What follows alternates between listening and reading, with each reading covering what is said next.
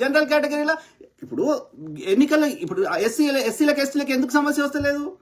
ఆ డాక్టర్ బాబాసాహెబ్ అంబేద్కర్ గారి పుణ్యం వల్ల, అప్పుడు పూనా ఒడంబడిక చేసుకోవడం వల్ల, గాంధీ గారు మిగతా దేశంలో ఉన్న నాయకులు కూడా ఆయన ప్రతిపాదనకు అంగీకరించడం వల్ల ఇవాళ అది కంటిన్యూ అవుతూ మన రాజ్యాంగం స్వతంత్రం వచ్చినాక రాజ్యాంగంలో వాళ్ళకి చట్ట రిజర్వేషన్ కల్పించడం వల్ల ఇలా సమస్య లేదు. ఎందుకంటే ఒక దళితుడు పోటీ చేసిన దగ్గర ఇంకో దళితుడే పోటీ చేస్తాడు ఆపోజిట్, ఒక గిరిజనుడు పోటీ చేసిన దగ్గర ఇంకో గిరిజనుడే పోటీ చేస్తాడు.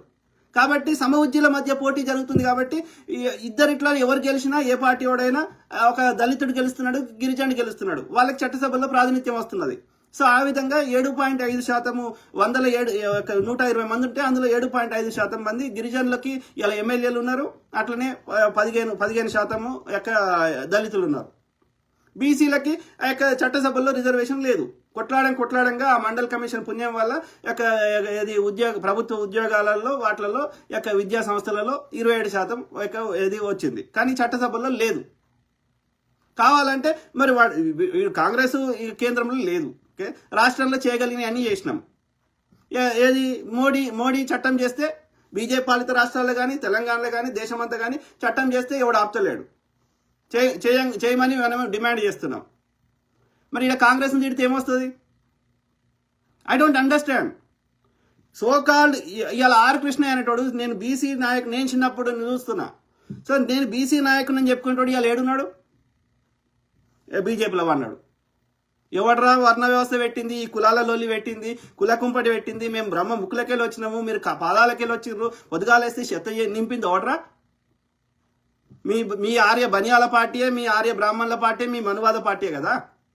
ఇలా గుళ్ళల్లా ఇప్పుడు చూడండి, ఏ మసీదుకు వండి ఏ ఇస్లాంను పాటించి ఎవడైనా ఇమాం అవుతాడు, ఏ చర్చికి వండి క్రిస్టియాని పాటించి ఎవడైనా పాస్టర్ అవుతాడు, ఏ గుడికి వండి బాపనోడు తప్ప ఎవడు కాడు. మళ్ళీ అది మనకు అర్థమయ్యే భాషలో తెలుగులో చెప్పడు, వాడు దాని అర్థం కూడా చెప్పడు. మనకు అర్థం కాని భాషలో ముక్కుతోటి డిఫరెంట్గా చెప్పుకుంటాడు ఆ బాపనోడు. చిన్నపోరని బాపనోడిని కూడా ముసలోడైన బీసీ ఎస్సీ ఎస్సీలు కాలు మొక్కాలి. చిన్నపోరడైన బాపనోడు కూడా బీసీ ఎస్సీ ఎస్సీలకు మొక్కడు, ముసలోళ్ళు అయినా సరే, ఈవెన్ రెడ్డిలైనా సరే. ఈ రెడ్డిలు, ఈ కమ్మ, ఈ కాపు ఎవడైతే వీడు నేను ఇది గొప్ప అనుకుంటుంటో వీడు కూడా శూద్రుడే, వ్యవసాయం చేసుకుంటోళ్ళు. అందరి దగ్గర తోటి వాళ్ళ శూద్రుల దగ్గర అన్ని భూములు గుంజుకొని ఇలా మేము భూముల రేట్లు, భూమిని ఎవడు చేకిండు, అంత బంజర్ మేము ఉండే, ఎవ్వడు పట్టించుకోలే. ఆ సెల్క్ అంతా మాదే అన్నారు, ఎవ్వడు పట్టించుకోలే, భూమికి వాల్యూ లేకుండే. సో ఇప్పుడు ఏది నీళ్ళు వచ్చి అన్ని వచ్చి జనాభా పెరిగేసరికి ఇలా భూముల రేట్లు పెరిగినాయి. ఆ తోటి రాజులు అందరికి పంచిపెట్టరా అంటే ఈ భూముల మీద ట్యాక్స్ వసూలు చేయరా అంటే అన్ని వాళ్ళ పేరు మీద రాసుకొని ఇలా మేము గొప్పవాళ్ళం అని చెప్పుకుంటున్నారు. ఇవాళ సోకాళ్ళు కమ్మ, కాపు, రెడ్డి, వెలమ, దొంగలంతారు ఇది దోసుకొని. కాదు, ఇప్పుడు 90% భూమి 5% ఉన్న ఇప్పుడు చెప్తున్న ఈ అగ్రకుల ఈ 4-5 కులాలే. వీళ్ళని ఎందుకు పెట్టిండు ఆ రాజు? ఊర్లలో రాజు పరిపాలించలేడు కాబట్టి వాడికి అక్కడ వీళ్ళని ఎదిరించి అక్కడ తన వ్యక్తిని పెట్టినా వీళ్ళు చంపేస్తారు కాబట్టి వీళ్ళతో గెలిచే శక్తి వాళ్ళకి లేదు కాబట్టి అరే మీరే ఇంత భూమికి వసూలు చేయరా, ట్యాక్సులు వసూలు చేసి మాకు ఇయ్యరా అని ఆ రాజులు చెప్పిండ్రు.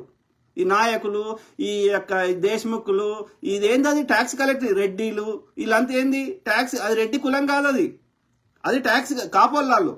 సో ఈ ట్యాక్స్ కలెక్షన్ కోసం రాజులు ఏర్పాటు చేసుకునే వ్యవస్థ గ్రామీణ ప్రాంతాల్లో. అర్థమైందా?